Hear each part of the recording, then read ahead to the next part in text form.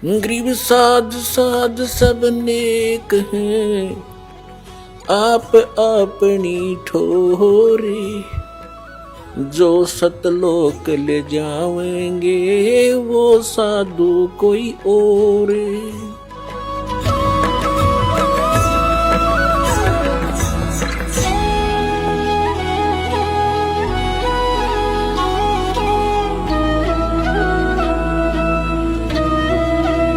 जब आप यहां से चलोगे संसार छोड़कर मूल कमल में जाओगे जहां गणेश जी का कमल है, तो वहां आपके अकाउंट क्लियर, सारे क्लियर पाओगे और आपको तुरंत रास्ता दे दिया जाएगा। चलो जी जाओ, आप कागज पूरे हैं आपके, जाइए। फिर आप आओगे सावित्री ब्रह्मा जी वाले कमल में, जिसको अधिष्ठान चक्र कहते हैं, स्वाद चक्र भी कहा है। इसी तरह वहां से आपको क्लीन चिट तैयार में लगी, अब जाइए।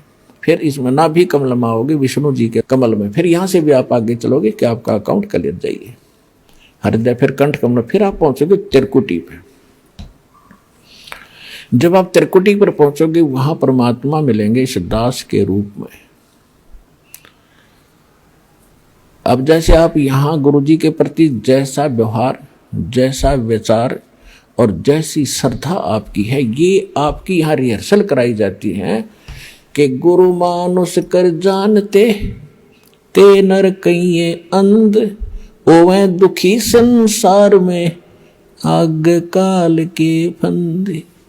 गुरु को मानुष नहीं जाने, गुरु गोविंद कर जानियो, रहियो शब्द समाए, मिले जब दंडवतम बंदगी, नहीं पल पल ध्यान लगावे।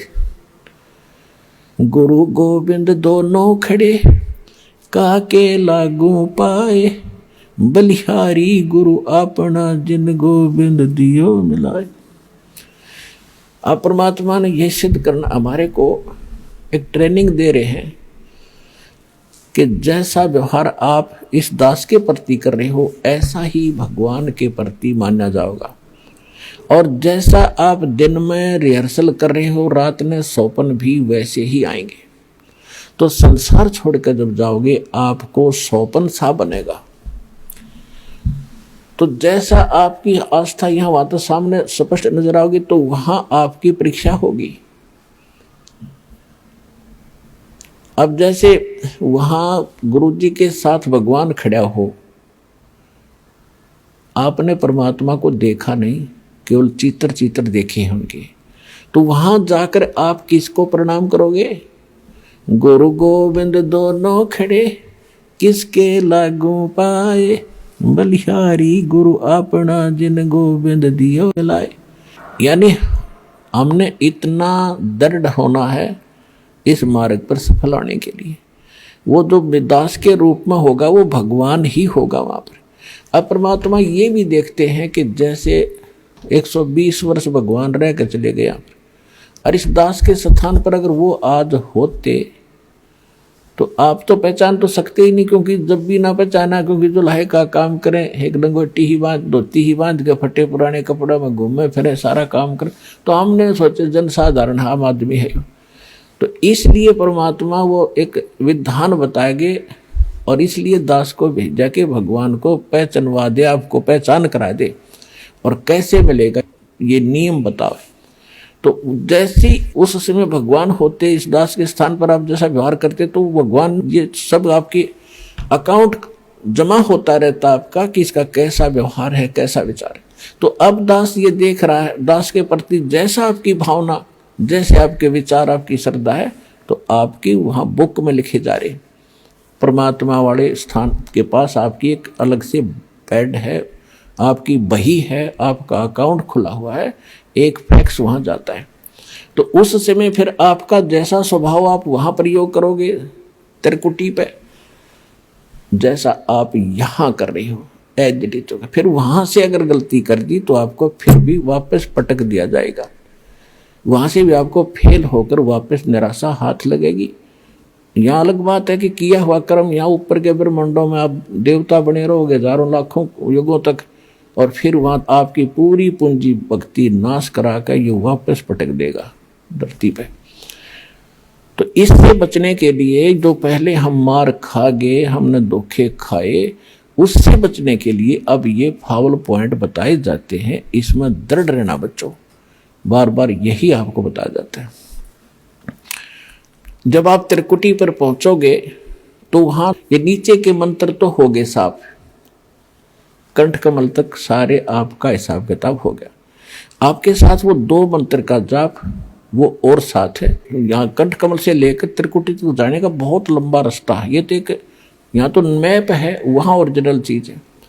तो वहां जाने के बाद जब आप पहुंचोगे तो 2 मंत्र आपके पास होंगे,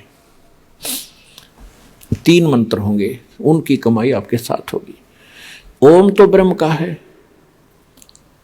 और दूसरा जो मंत्र सांकेतिक आपको दिया जाता है सतनाम में, वो अक्षर पुरुष का मंत्र है, सातसंग ब्रह्मांड के स्वामी का। अभी तक हमारे को 10वां द्वार का ही ढोल पीटा गया ऋषि महर्षियों के द्वारा। और एक जम्मू के अंदर मधु परमहंस को आवे, कबीर पंथी को और कह का पता नहीं इसने, और वो कबीर साहब की कितना अधूरी सी बाणी पढ़ ली, 11वीं खिड़की एकादश,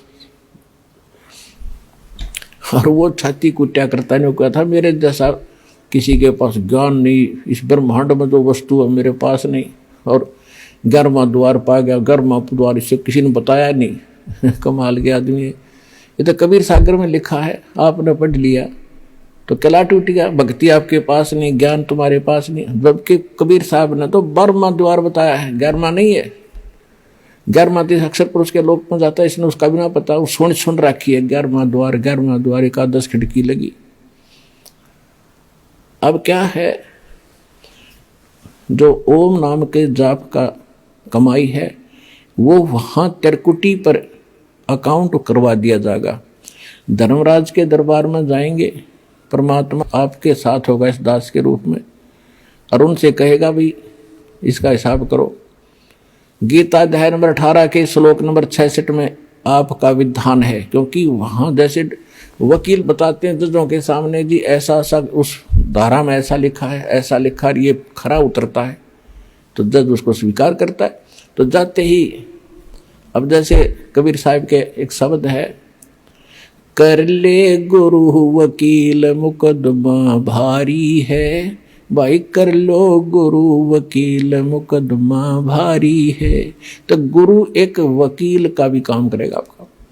तो वहां जाकर के भगवान होंगे इस दास के रूप में, और वहां उनको कहेंगे जी आपके विधान में लिखा है, गीता अध्याय नंबर 18 के श्लोक नंबर 66 में, सर्वधर्मान परित्यज माम एकम शरणम व्रज अहम तवा सर्व पापे भयमोक्षामि मा शुच।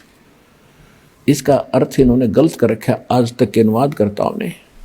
इन्होंने क्या कर दिया, श्री कृष्ण जी कह रहा है, श्री कृष्ण मान रहे थी तो कि तू सब धर्मों की सब पूजाओं को छोड़कर एक मेरी शरण में आ जा, फिर मैं तुझे सब पापों से मुक्त कर दूंगा। गीता अध्याय नंबर 2 के श्लोक नंबर 7 में अर्जुन पहले ही कह रहा है कि मैं आपकी शरण हूं, आपका दास हूं, मेरी बुद्धि अब काम नहीं कर रही, मैं युद्ध करूं कि ना करूं, मुझे सीधा मार्ग बता दो, आप मेरे गुरु, मैं आपका शिष्य हूं। अर्जुन तो पहले उसकी शरण में था, ये सट्टे मारे तो कई नकल तो थी नहीं। गीता अध्याय नंबर 18 के श्लोक नंबर 66 का जो अर्थ है, गीता ज्ञान दाता कहता है, अपने आत्माओं दास का उद्देश्य ये केवल राम कथा सुनाना नहीं है, आपको विद्वान बनाना है ताकि आप मार ना खा जाओ, भविष्य में फिर काम ना बिगड़ जाए। और बहुत आसान तरीके से आपको समझाया जा सकता है, 1 बार 2 बार 100 बार बताऊंगा, अपने आप हृदय समा जाएगी आपके। इस झूठ को हमने लाखों बार सुन लिया तो सच्ची होगी, सत्य को भी सैकड़ों बार सुनोगे अपने आप, सत्य तो है ही सत्य, या तो ऐसा जगह बना देगी फिर कोई टच से मस नहीं कर सकता।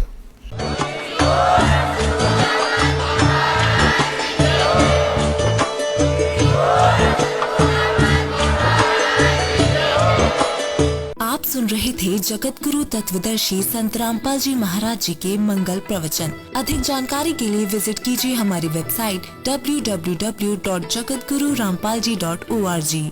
संत रामपाल जी महाराज जी के शुभ आशीर्वाद से पूरे विश्व भर में 500 से भी ज्यादा नाम दीक्षा केंद्र हैं, जिन पर संत रामपाल जी महाराज जी द्वारा ऑनलाइन निशुल्क नाम दीक्षा दी जा रही है। अपने नजदीकी नाम दीक्षा केंद्र का पता करने के लिए संपर्क करें 8222880541।